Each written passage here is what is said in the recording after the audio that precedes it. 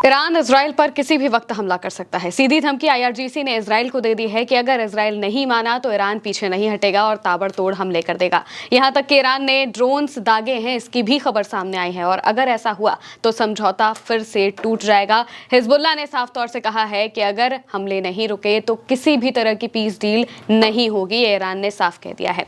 खबर सामने आ रही है, सबसे पहले खबरों पर ध्यान दीजिए। क्लास रिपोर्ट के हवाले से लिखा है, ईरान के खातम अल अनबिया सेंट्रल हेडक्वार्टर का कहना है कि राष्ट्रपति ट्रंप द्वारा युद्ध खत्म करने की घोषणा के बावजूद इजराइल ने पिछले 2 दिनों में लेबनान सीजफायर का 84 बार उल्लंघन किया है। उसका दावा है कि इजरायली सेना दक्षिणी लेबनान में हमले जारी रखे हुए है और उसने चेतावनी दी है कि अगर उल्लंघन जारी रहा तो ईरान की सेना इसका कड़ा जवाब देगी।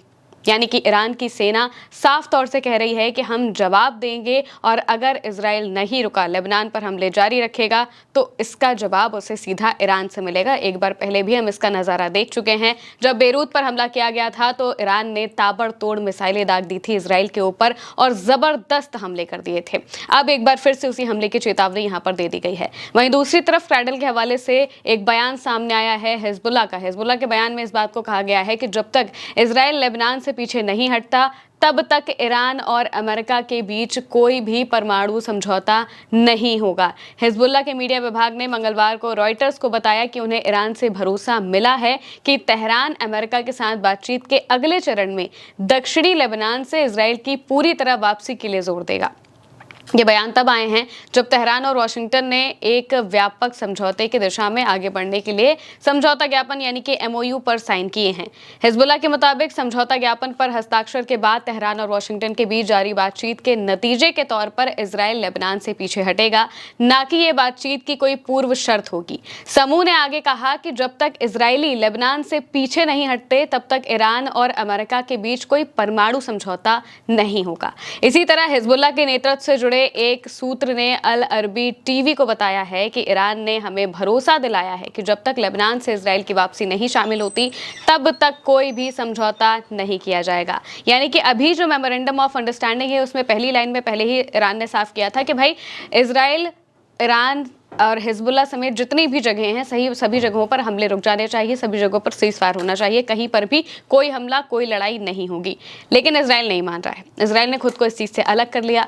अब जब एमओयू साइन होना है 19 जून को एमओयू साइन होगा और उसके बाद दूसरे चरण की बातचीत शुरू होगी जो कि सबसे ज़रूरी है। न्यूक्लियर को लेकर बातचीत होगी और ये सबसे क्रूशियल, सबसे ज़रूरी होने वाली है। तो यहाँ पर साफ तौर से ये ईरान की तरफ से हिजबुल्लाह को बताया गया है कि अगर इजराइल पीछे नहीं हटेगा तो फिर कोई भी पीस डील नहीं हो पाएगी। जो फाइनल एग्रीमेंट होना है वो नहीं हो पाएगा अगर इजराइल पीछे नहीं हटा तो, और अगर इजराइल नहीं माना तो ईरान भी हमले के लिए तैयार हो जाएगा। फ्लैश रिपोर्ट के हवाले से आगे खबर बताई गई है कि एमओयू पर डिजिटल रूप से साइन किए जाने के बाद ईरान हर रात कई ड्रोन लॉन्च कर रहा है। ये ड्रोन आईआरजीसी ने लॉन्च किए थे लेकिन अमेरिकी सेना ने उन्हें रोक दिया। एनबीसी न्यूज़ के हवाले से ये बताया जा रहा है कि ईरान ने साइन होने के बाद ड्रोन्स दागे। हालांकि ईरान की तरफ से भी ये बात नहीं कही गई है लेकिन एनबीसी न्यूज़ के हवाले से बताया जा रहा है कि अमेरिकी सेना ने इन्हें इंटरसेप्ट किया है। इसके पीछे की क्या वजह है ये अभी तक सामने नहीं आई है। क्रैडल के हवाले से आगे खबर बताई गई है कि व्हाइट हाउस ने ईरान एमओयू की समीक्षा करने के इजरायली अनुरोध को ठुकरा दिया है। यानी कि इजराइल किसी भी कीमत पर नहीं चाहता है कि ईरान और अमेरिका के बीच में बातचीत हो और इसके लिए वो सबसे ज़रूरी चीज़ तो यही कर रहे हैं कि उन्होंने साफ तौर से इस अनुरोध को ठुकरा दिया है। अमेरिका को उन्होंने कहा कि ऐसा करो, रिव्यू करो, ये जो एमओयू साइन करने जा रहे हैं आप, इसे आप रिव्यू करिए और हमारे जो क्लॉज हैं उन क्लॉज को कुछ लगाइए। तो अमेरिका ने साफ मना कर दिया कि भाई कोई रिव्यू नहीं होगा, जो जैसा है वैसा ही रहेगा। अब 19 तारीख को साइन हो जाने दो और फिर पीस डील हो जाने दो, हमें इस जंग से मतलब नहीं है। अमेरिका सीधे तौर पर इस जंग से निकलने की कोशिश कर रहा है और इजराइल किसी भी कोशिश के तहत चाहता है कि अमेरिका को रोका जा सके। अब क्लैश रिपोर्ट के हवाले से जेडी वैंस का एक बयान भी सामने आया है। जेडी वैंस एक पॉडकास्ट में पहुंचते हैं और पॉडकास्ट में उनसे ईरान को लेकर कई बातचीत की जाती है, बहुत सारी बातचीतें हैं, लेकिन जो जरूरी बात है वो हम आपको यहाँ पर बता रहे हैं। जेडी वैंस कहते हैं कि हमने एमओयू का टेक्स्ट इसलिए जारी नहीं किया है क्योंकि हमारे कुछ मीडिएटर पाकिस्तानी और कतरी ने हमसे इसे सही तरीके से करने देने के लिए कहा है। अरब और मुस्लिम दुनिया में कुछ सेंसिटिविटी है जिन पर हम ध्यान देने की कोशिश कर रहे हैं, और ये बात उन्होंने साफ तौर से कही है कि हमने अभी तक जो MOU की डील सामने नहीं रखी है, क्योंकि जो पॉइंट्स हैं वो ईरान की तरफ से सामने आए हैं, अमेरिका की तरफ से सामने नहीं आए हैं कि अमेरिका किन किन बातों पर माना है या उनकी तरफ से क्या कुछ कहा गया है, ये अभी तक सामने नहीं रखा गया है। और इसी बात को वो बता रहे हैं कि हमने ये इसलिए सामने नहीं रखा है क्योंकि अभी जो अरब वर्ल्ड है और मुस्लिम दुनिया है वहाँ पर कुछ सेंसिटिविटी है, तो हमें ये देखना होगा कि जो भी चीज़ें हों वो सही तरीके से हों, सही चीज़ पहुँचे, क्योंकि जो न्यूज़ है वो कभी कभी उसके शब्द बदल जाते हैं, इस वजह से वो इससे बचने की कोशिश कर रहे हैं।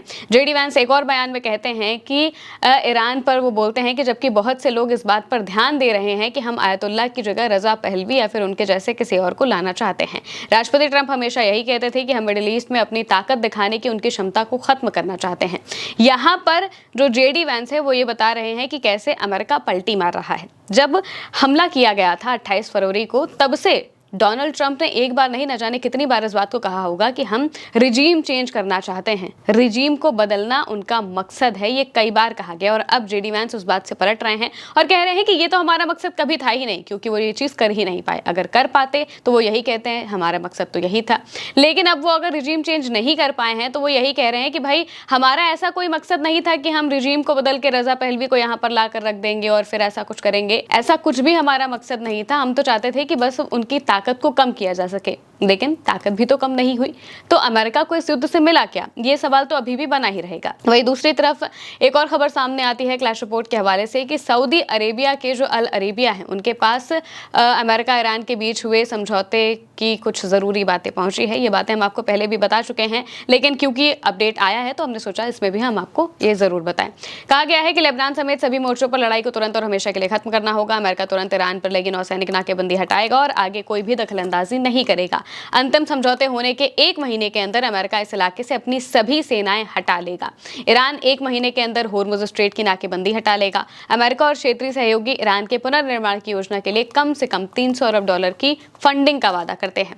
अगर अंतिम समझौता लागू होता है तो अमेरिका सभी मौजूदा सैंक्शंस हटा लेगा, जिसमें UN IAEA के प्रस्ताव भी शामिल होंगे। ईरान कभी भी परमाणु हथियार न बनाने का वादा करता है। एंदिज यूरेनियम के मुद्दे को अंतिम समझौते में सुलझाया जाएगा, तब तक अमेरिका ईरान के परमाणु कार्यक्रम पर यथास्थिति यानी कि स्टेटस जैसा है वैसा ही बना रहेगा। अमेरिका ईरानी कच्चे तेल के एक्सपोर्ट, बैंकिंग, बीमा, शिपिंग सहित को मंजूरी देता है और ईरान के फ्रीज किए गए सभी फंड को जारी करता है। इसमें ईरान का ही सबसे ज्यादा फायदा है, क्योंकि ईरान के ही फेवर वाले ये जो पॉइंट्स हैं ये सामने आए हैं। अमेरिका की तरफ से ऐसे पॉइंट सामने नहीं आए हैं, लेकिन वहीं दूसरी तरफ इजराइल पर हमले की बात यहाँ पर ईरान ने साफ तौर से कर दी है कि अगर लेबनान पर हमले नहीं रुके, अभी वो इंतजार कर रहे हैं 19 तारीख का। 19 तारीख को जब MOU साइन होगा उस दौरान ये बात कही जाएगी, हाईलाइट की जाएगी कि भाई इजराइल को रोकिए, क्योंकि इजराइल आप ही का पिट्ठू है, आप कहेंगे तो वो रुकेगा, इसलिए आपको उसे रोकना पड़ेगा, वरना पीस डील तो भूल ही जाइए कि होगी। और अगर इजराइल नहीं रुका तो ये डील वापस से अटक जाएगी और न्यूक्लियर को लेकर जो बातचीत होनी है वो सबसे ज़्यादा ज़रूरी, अहम और सबसे ज़्यादा मुश्किल बताई जा रही है, क्योंकि यहीं पर सबसे ज़्यादा जो कहा जाए कि जो रिफ्ट हैं वो होने वाले हैं, क्योंकि पहले भी न्यूक्लियर को लेकर ही बातचीत के बीच में हमले हुए थे और वापस से जब न्यूक्लियर को लेकर बातचीत होगी तो क्या तब इजराइल रुकेगा या नहीं रुकेगा, इसको लेकर सवाल है। क्योंकि वो तो अभी से ही कह रहा है कि MOU पर दोबारा से विचार करना चाहिए और देखना चाहिए कि क्या है क्या नहीं है। अब ये देखना होगा कि क्या इजराइल अपने हमलों को रोकेगा या फिर इस डील को बिगाड़ने के अपने काम को वो पूरा करता हुआ दिखाई देगा। फिलहाल के लिए मेरी अनेक महिमा के साथ इस खबर में इतना ही। आप देखते रहिए उल्टा चश्मा न्यूज़।